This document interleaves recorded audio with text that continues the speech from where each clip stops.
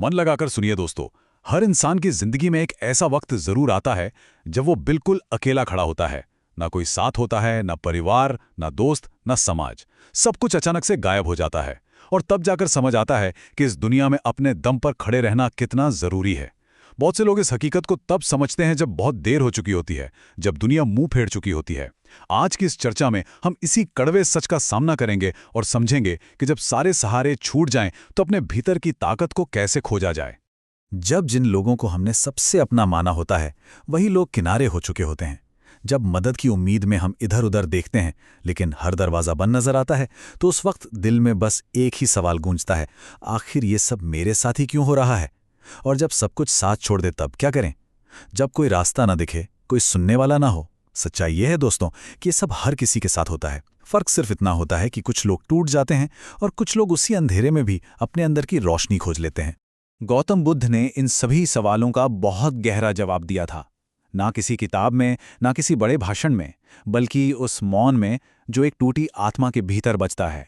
जब बुद्ध अपने जीवन के अंतिम पड़ाव पर थे, तब उनके प्रिय शिष्य आनंद ने बहुत ही भयभीत होकर पूछा था, भगवन, जब आप नहीं रहेंगे तब हम किसके सहारे चलेंगे? बुद्ध मुस्कुराए, एक ऐसी मुस्कान जो आत्मबल से भरी थी, और उन्होंने कहा, अपने भीतर का दीपक जलाओ। बाहर कोई तुम्हारा सहारा नहीं बन सकता। आज हम दूसरों से उम्मीद रखते हैं कि वे हमें रास्ता दिखाएं, लेकिन बुद्ध ने सिखाया कि अगर रोशनी चाहिए तो खुद रोशनी बनना होगा।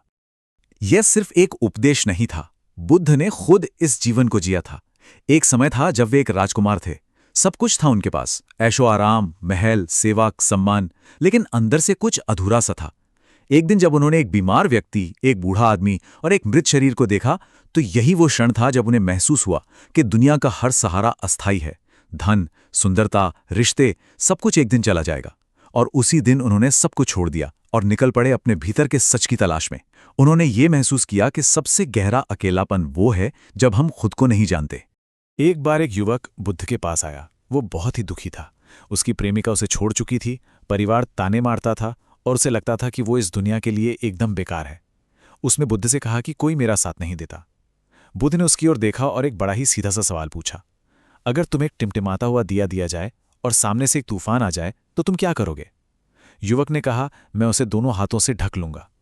बुद्ध ने मुस्कुराकर कहा, बिल्कुल वैसे ही तुम्हारी आत्मा की लौ को भी तुम्हें खुद ही बचाना होगा। दुनिया का तूफान हर दिन आएगा, लोग तोड़ने की कोशिश करेंगे, लेकिन अगर अपनी रोशनी को खुद संभालना सीख लिया तो कोई तूफान बुझा नहीं सकेगा। इसी गहरी बात को 3 छोटे से शब्दों में पिरोया गया है, अपदीपो भव, यानी अपने दीपक स्वयं बनो।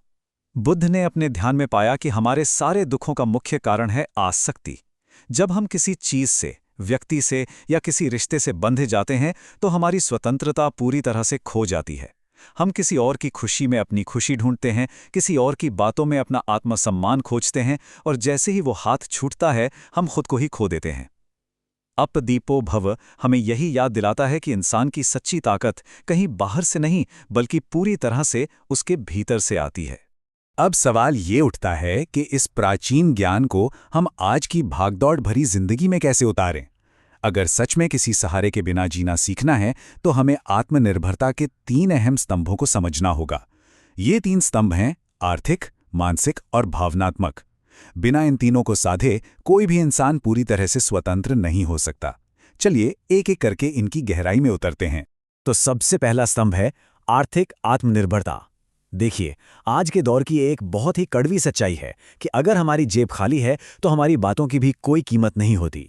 लोग हमारी तभी सुनते हैं जब हम अपने दम पर खड़े होते हैं। और यहाँ आर्थिक आत्मनिर्भरता का मतलब सिर्फ बैंक बैलेंस बढ़ाना नहीं है। इसका सीधा सा मतलब है वो सम्मान जो अपने दम पर जीने से आता है। अपने खर्च, अपनी ज़रूरतें और अपने फैसलों का बोझ खुद उठाना। जिस दिन हम अपनी जिम्मेदारी खुद ले लेते हैं ना, उस दिन हमें किसी के सामने हाथ नहीं फैलाना पड़ता। दूसरा स्तंभ है मानसिक आत्मनिर्भरता। दुनिया की सबसे बड़ी गुलामी जंजीरों की नहीं बल्कि सोच की गुलामी होती है। जब हम हर छोटी बड़ी बात के लिए दूसरों की राय मांगते हैं या फिर हमेशा डरते हैं कि लोग क्या कहेंगे, तो असल में हम अपना दिमाग दूसरों के पास गिरवी रख चुके होते हैं। मानसिक रूप से आज़ाद होने का मतलब है अपनी सोच का मालिक खुद बनना। कमज़ोर सोच वाले लोग हमेशा दूसरों की परमिशन का इंतज़ार करते हैं, लेकिन जो मजबूत होते हैं वो सीखते हैं, समझते हैं और अपने फैसले खुद लेते हैं। और सबसे बड़ी बात, उन फैसलों की पूरी जिम्मेदारी भी खुद उठाते हैं। और अब आता है तीसरा और शायद सबसे गहरा स्तंभ, भावनात्मक आत्मनिर्भरता। जब हम अपनी खुशी, अपनी शांति या अपनी मुस्कान की चाबी किसी और की जेब में रख देते हैं, तो हम खुद को बहुत बड़ा धोखा दे रहे होते हैं। सच्ची भावनात्मक ताकत का मतलब ये नहीं है कि हम किसी से प्यार ना करें। प्यार बिल्कुल करें, लेकिन अपनी आत्मा को पूरी तरह से किसी और के हवाले ना करें। हमारा मूड इस बात पर निर्भर नहीं होना चाहिए कि सामने वाले ने हमसे कैसा व्यवहार किया। जब हम अकेले में अपने आंसू खुद पहुंचना सीख जाते हैं, वही हमारी असली ताकत होती है। यहाँ एक बहुत ही कमाल की बात देखने को मिलती है। हजारों साल पहले बुद्ध ने पेड़ के नीचे बैठकर जो बात कही थी, आज का आधुनिक विज्ञान और मनोविज्ञान बिल्कुल उसी बात पर मुहर लगाता है। जहाँ बुद्ध आंतरिक ध्यान, अनासक्ति और खुद को खोजने की बात करते हैं, वहीं आज की साइकोलॉजी उसे सेल्फ रिलायंस, रेजिलियंस और पर्सनल एजेंसी का नाम देती है। शब्द अलग अलग हो सकते हैं, लेकिन दोनों का रास्ता और मंजिल एक ही है: इंसान को मानसिक और भावनात्मक रूप से पूरी तरह से आज़ाद और मजबूत बनाना। इसी विचार को और गहराई से समझने के लिए हम मशहूर मनोवैज्ञानिक कार्ल रॉजर्स की सेल्फ एक्चुअलाइजेशन थ्योरी को देख सकते हैं। ये वो अवस्था है जब कोई व्यक्ति खुद को पूरी तरह से समझ लेता है और अपनी जिंदगी की गाड़ी का स्टीयरिंग अपने हाथों में ले लेता है। इस मुकाम का पहुंचने की पहली सीढ़ी ही यही है कि इंसान अपने दम पर जीना सीखे, क्योंकि जब तक हम दूसरों के सहारे लटके रहते हैं, तब तक हम कभी भी अपनी पूरी क्षमता तक नहीं पहुंच सकते। लेकिन फिर भी हम अपने दम पर जीने से इतना घबराते क्यों हैं? मनोवैज्ञानिक एल्बर्ट एलिस के मुताबिक इसके पीछे हमारी अतार्किक मान्यताएं होती हैं। ये वो नेगेटिव विचार हैं जो हमें पीछे खींचते हैं, जैसे मुझे तो हमेशा किसी न किसी की जरूरत पड़ेगी, या मुझसे अकेले कुछ नहीं होगा, या फिर कोई और आकर मेरी जिंदगी संवार देगा। दोस्तों, ये विचार सिर्फ एक भ्रम है, एक झूठ है, और ये तब तक नहीं टूटते जब तक हम अपनी असुरक्षाओं की आंखों में आंखें डालकर खुद पर भरोसा करना नहीं सीखते। मनोविज्ञान में इसे लोकस ऑफ कंट्रोल के सिद्धांत से बहुत ही शानदार तरीके से समझाया गया है। कुछ लोग मानते हैं कि उनकी जिंदगी बाहरी हालातों या दूसरों के हाथों में है। इसे एक्सटर्नल लोकस कहते हैं, जो इंसान को हमेशा कमजोर और डरा हुआ रखता है। वहीं इसके एकदम उलट जो लोग ये मानते हैं कि मैं अपनी जिंदगी का खुद मालिक हूं, उनका इंटरनल लोकस ऑफ कंट्रोल बहुत मजबूत होता है। और यकीन मानिए, जब जिंदगी में बड़े बड़े तूफान आते हैं, तो यही इंटरनल कंट्रोल वाले लोग सबसे ज्यादा मजबूत और अडिग साबित होते हैं। ये मनोवैज्ञानिक बातें प्राचीन स्टोइक दर्शन से भी पूरी तरह मेल खाती हैं। स्टोइक फिलोसोफर एपिक्टेटस ने बहुत पहले कहा था, हम उन चीजों के लिए दुखी होते हैं जो हमारे नियंत्रण में नहीं हैं। अगर हम अपना पूरा फोकस सिर्फ उन चीजों पर लगाएं जो हमारे अपने हाथ में हैं, जैसे कि हमारी सोच, हमारे एक्शंस, हमारी मेहनत, तो बाहर की दुनिया का कोई भी तूफान हमें अंदर से हिला नहीं पाएगा। बिना सहारे के जीने का असली मतलब यही है कि हालात कैसे भी हों, रिमोट कंट्रोल हमारे अपने हाथ में होना चाहिए। और अगर लगे कि ऐसा करना असंभव है, तो विक्टर फ्रैंकल को याद कर लीजिए। नाजी यातना शिविरों का वो खौफनाक मंजर, जहां से जिंदा बचकर आने वाले इस महान मनोवैज्ञानिक ने अपनी किताब मैन्स सर्च फॉर मीनिंग में लिखा था कि जब इंसान से उसका सब कुछ छीन लिया जाता है, परिवार, कपड़े, पहचान, सब कुछ, तब वो अपने भीतर एक ऐसी चमत्कारी शक्ति खोज लेता है जिसका उसे खुद भी अंदाजा नहीं होता। दर्द को स्वीकार करके और खुद को भीतर से टटोलकर इंसान किसी भी नर्क में जिंदा रहने की वजह ढूंढ सकता है। इतिहास के पन्ने पलटकर देखिए तो ऐसे अनगिनत उदाहरण मिल जाएंगे।